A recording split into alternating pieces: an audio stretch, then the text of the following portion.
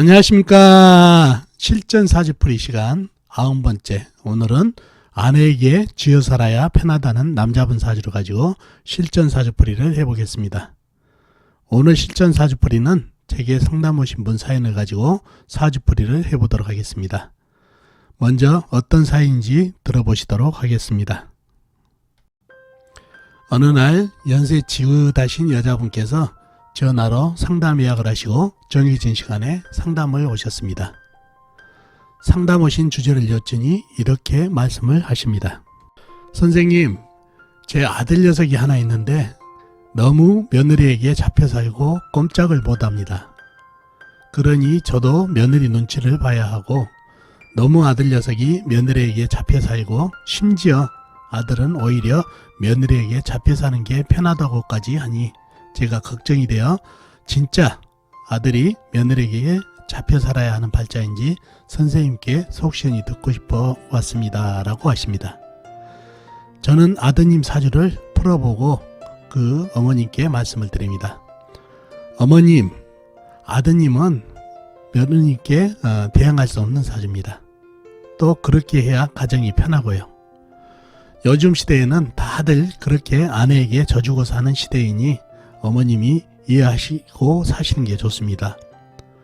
또한 아드님은 며느님을 이길 수 없는 사주이기 때문에 더더욱 그래야 됩니다. 라고 위로를 드린 상담이었습니다.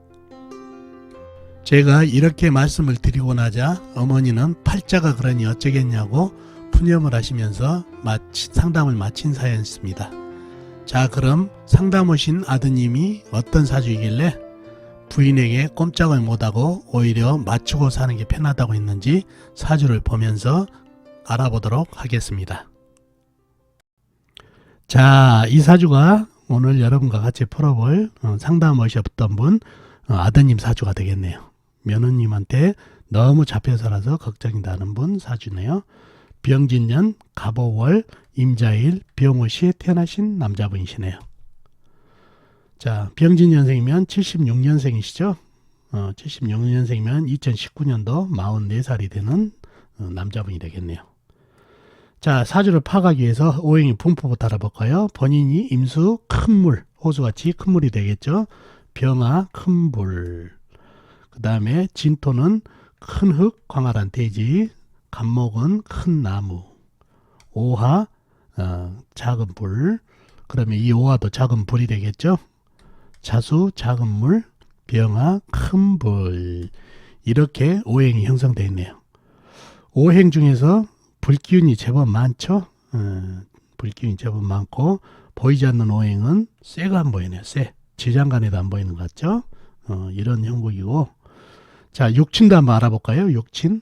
병화는 내가 극하는 오행으로 음양이 같으니까 편재. 그러면 이 병화도 편재가 되겠죠? 그 다음에 진토는 나를 극한 오행으로 음양이 같으니까 편관. 간목은 내가 생해준 오행으로 음양이 같으니까 식신. 오화는 내가 극한 오행으로 음양이 다르니까 정재. 그러면 이 오화도 정재가 되겠죠? 그 다음에 자수는 나하고 같은 오행, 음양이 다르니까 겁재. 이렇게 육친도 형성되어 있네요. 정편재가 혼잡되어 있고 상당히 재성이 강한 사주가 됐네요. 자, 사주에 보이지 않는 쇠기운은 나를 생해준 오행이니까 인성이 되겠네요. 인성. 이렇게 오행과 육친이 형성되어 있습니다. 자, 사주의 형국을 파악하기 위해서 좀 더 깊이 들어가 볼까요? 큰물 임수가 오하월에 태어났네요. 오하월은 여름이죠. 여름은 불의 계절. 불은 내가 극하는 계절이라 힘이 빠지니까 실력을 했네요. 계절을 잃었다는 얘기죠. 실력을 했고 사주의 강약을 파악하기 위해서 큰물 임수의 내편을 찾아보자고요. 내편은 같은 물이나 아니면 쇠가 내편이 되겠네요. 먼저 물을 찾아볼까요? 물은 쭉 보니까 일지에 자수가 나한테 힘을 보태고 있는 그런 형국이네요. 그리고는 없죠. 지장간 진토 안에 개수가 있는데 이게 힘이 될지는 미지수입니다. 다음에 쇠를 찾아볼까요? 쇠는 아예 없죠. 지장간에도 없네요. 아까 오행 분포를 볼 때 봤죠? 쇠는 없고. 자, 반면에 남의 편은 큰불 병화, 오화 작은 불, 간목, 큰 나무, 오화, 작은 불, 그 다음에 병화, 큰 불, 진토, 큰 흙, 이렇게 남의 편, 내 힘을 빼간 오행들이 상당히 세력을 이루고 있어서 사주가 아주 약해졌네요. 약해진 사주고, 나한테 힘을 준 오행이라고는 자수 하나 뿐이다는 얘기죠.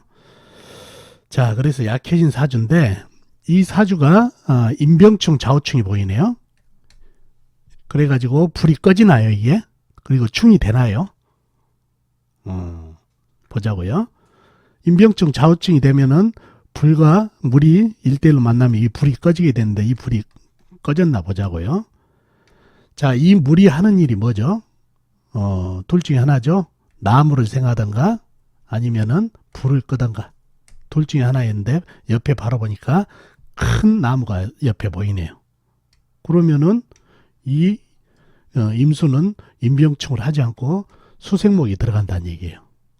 그러면은 이 불이 건재하죠. 그 다음에 좌우충도 마찬가지 불을 극하는 게 아니라 이 자수도 간목을 생하느라고 충을 하지 않습니다. 그래서 이 사주는 인병충, 좌우충이 성립되지 않고 이 나무를 생하면서 자연스럽게 수생목이 들어가고 목생화로 이어진다는 얘기예요.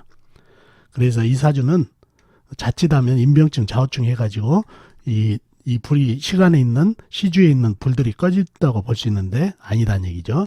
이 물들이 큰 나무를 생하느라고 충을 하지 않습니다. 그래서 이 나무의 생을 받은 이 물의 생을 받은 이 나무는 불에게 던져져 가지고 불이 상당히 커졌어요. 그죠? 그러다 보면 이 불도 상당히 힘을 가지고, 그래서 사주에 불기운이 많다 보니까 이 물이 완전히 쪼그라드네요. 그죠?